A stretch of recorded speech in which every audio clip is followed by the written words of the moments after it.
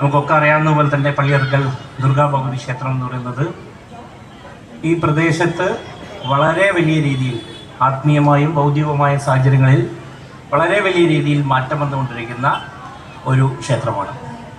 വളരെ കാണപ്പെട്ട രീതിയിലുള്ള ഭൗതികമായ മാറ്റങ്ങൾ ക്ഷേത്രത്തിൻ്റെ അകത്ത് നടന്നുകൊണ്ടിരിക്കുന്നുണ്ട്.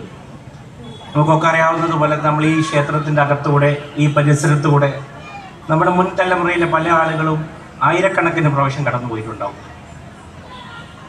ഒരു മനുഷ്യൻ്റെ ആയുസ്സിൻ്റെ ആവറേജ് എന്ന് പറഞ്ഞ് കണക്കാക്കുന്നത് ഒരു പക്ഷേ കേരളത്തിൻ്റെ അകത്ത് 73 വർഷങ്ങളാണ്. 73 വർഷങ്ങളെ 365 ദിവസം കൊണ്ട് ഗുണിച്ചാൽ നമ്മൾ ഈ ഭൂമിയുടെ പ്രതലത്തെ ജീവിക്കുന്നത് ഒരു പക്ഷേ 20,000-ഓളം ദിവസങ്ങൾ മാത്രമായിരിക്കും. അതുകൊണ്ട് പ്രത്യേകിച്ച് അഹങ്കാരത്തിനും ഒന്നും ഒരു സ്കോപ്പും ഇല്ലാത്തൊരു കാലഘട്ടത്തിലാണ് നമ്മളൊക്കെ ജീവിക്കുന്നത്. നമ്മൾ തിരിച്ചറിയുന്നു. വെറും 20,000 ദിവസം മാത്രം ഈ ഭൂമിയിൽ ജീവിക്കുന്ന വളരെ കുറച്ച് 20,000 ദിവസങ്ങൾക്ക് ശേഷം നമ്മുടെ പേരുകളും നമ്മൾ തന്നെ ഓർമ്മിക്കപ്പെടാത്തൊരു കാലം. നിങ്ങൾ ആലോചിച്ച് നോക്കുമ്പോൾ എനിക്ക് ചുറ്റും ഇരിക്കുന്ന ആളുകളിലൊക്കെ ഈ ആളുകൾക്കൊക്കെ തന്നെ അവരുടെ അച്ഛൻ്റെ പേര് മനസ്സിൽ നിന്ന് ഓർത്ത് വയ്ക്കാൻ പറ്റുന്നുണ്ട്. അച്ഛൻ്റെ പേര് മനസ്സിൽ നിന്ന് ഓർത്ത് വയ്ക്കാൻ പറ്റുന്നുണ്ട്. അമ്മയുടെ പേര് പറ്റുന്നുണ്ട്. അമ്മയുടെ പേര് പറ്റുന്നുണ്ട്. അമ്മയുടെ പേര് ഓർക്കാൻ പറ്റുന്ന വിരലിലെണ്ണാവുന്ന ആളുകൾ മാത്രമേ എന്നെ ശ്രമിക്കുന്ന ആളുകൾ വഴി ഉണ്ടാവുള്ളൂ. അച്ഛൻ്റെ പേര് ഓർമ്മയിൽ നിന്ന് എടുത്തു വെക്കാവുന്ന വിരലിലെണ്ണാവുന്ന ആളുകൾ മാത്രമേ ഈ ഗ്രൗണ്ടിൽ നിന്നുണ്ടാവുള്ളൂ. അടുത്തൊരു തലമുറയിലേക്ക് കൂടി കടന്നാൽ അച്ഛൻ്റെ പേര് ഓർക്കുന്ന ആരും തന്നെ ഈ ഗ്രൗണ്ടിൽ ഉണ്ടാവില്ല എന്ന് വിശ്വസിക്കുന്ന ഒരാളാണ് ഞാൻ. അതുപോലെ തന്നെ അമ്മയുടെ ഒരു പേര് ഓർക്കുന്ന ആരും തന്നെ ഈ ഗ്രൗണ്ടിൽ ഉണ്ടാവില്ല. 80,000 ദിവസങ്ങൾക്ക് ശേഷം ഈ കിണാശ്ശേരിയിൽ ആരും ഓർമ്മിക്കപ്പെടാതെ പോകുന്ന ആളുകളാണ് നമ്മളൊക്കെ. ഒരാൾ പോലും നമ്മുടെ ഏറ്റവും അടുത്ത നിങ്ങൾ ആലോചിച്ച് നോക്കും, ഈ മുറ്റത്തിരിക്കുന്ന ആളുകളുടെ ഏറ്റവും പ്രിയപ്പെട്ട 3 തലമുറയ്ക്കപ്പുറത്തുള്ള ആളുകളുടെ പേരുകൾ പോലും നമ്മൾ ഓർമ്മിക്കാതിരിക്കുമ്പോൾ 60,000-ഉം 70,000 ദിവസങ്ങൾക്കപ്പുറത്ത് എൻ്റെ പേര് പ്രജീഷ് തിരുത്തി എന്ന പേരിന് ഒരു പ്രസക്തിയുമില്ലാത്ത അത്രയും ചെറിയ ജീവികളായി ജീവിക്കുന്ന നമ്മളുള്ളപ്പോൾ നമ്മുടെ നാട്ടിലകത്തുള്ള ക്ഷേത്രത്തിൻ്റെ നിർമ്മാണവുമായിട്ടൊക്കെ ബന്ധപ്പെട്ട് നമുക്ക് പ്രവർത്തിക്കാൻ കഴിയുക എന്ന് പറയുന്നത് ഒരു മനുഷ്യായുസിൽ ഒരു പുരുഷായുസിൽ നമുക്ക് കിട്ടുന്ന ഏറ്റവും വലിയ സൗഭാഗ്യമാണ്.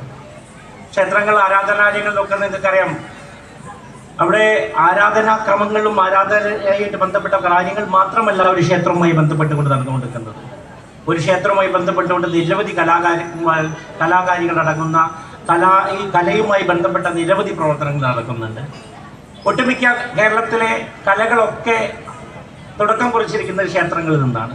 ചുമർ ചിത്രകലകൾ ആരംഭിച്ചിരിക്കുന്ന ക്ഷേത്രങ്ങളിൽ നിന്നാണ്. കലാരൂപങ്ങൾ അത് കൂടിയാട്ടമാവട്ടെ, മോഹിനിയാട്ടമാവട്ടെ, ഭരതനാട്യമാവട്ടെ, ഏത് കലാരൂപങ്ങൾക്കും തുടക്കം കുറിക്കുന്നത് ക്ഷേത്രങ്ങളിൽ നിന്നാണ്.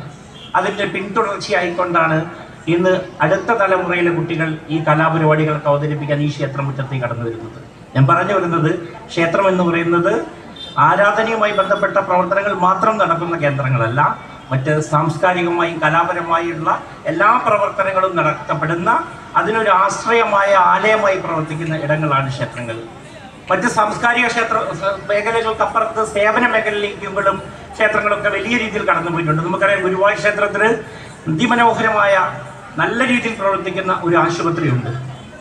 കാടാമ്പുഴ ക്ഷേത്രത്തിൻ്റെ അകത്തേക്ക് പോയാൽ നിങ്ങൾക്ക് കാണാം, മലബാർ ദേവസ്വം ബോർഡ് കീഴിൽ നിൽക്കുന്ന ക്ഷേത്രമാണ് കാടാമ്പുഴ ഭഗവതി ക്ഷേത്രം. കാടാമ്പുഴ ഭഗവതി ക്ഷേത്രത്തിൽ നിന്ന് വടക്കോട്ട് മാറിയാൽ നിങ്ങൾക്ക് കാണാൻ പറ്റും നല്ല രീതിയിൽ പ്രവർത്തിക്കുന്ന ഒരു ഡയാലിസിസ് സെൻറ്റർ, പൂർണ്ണമായും സൗജന്യമായി.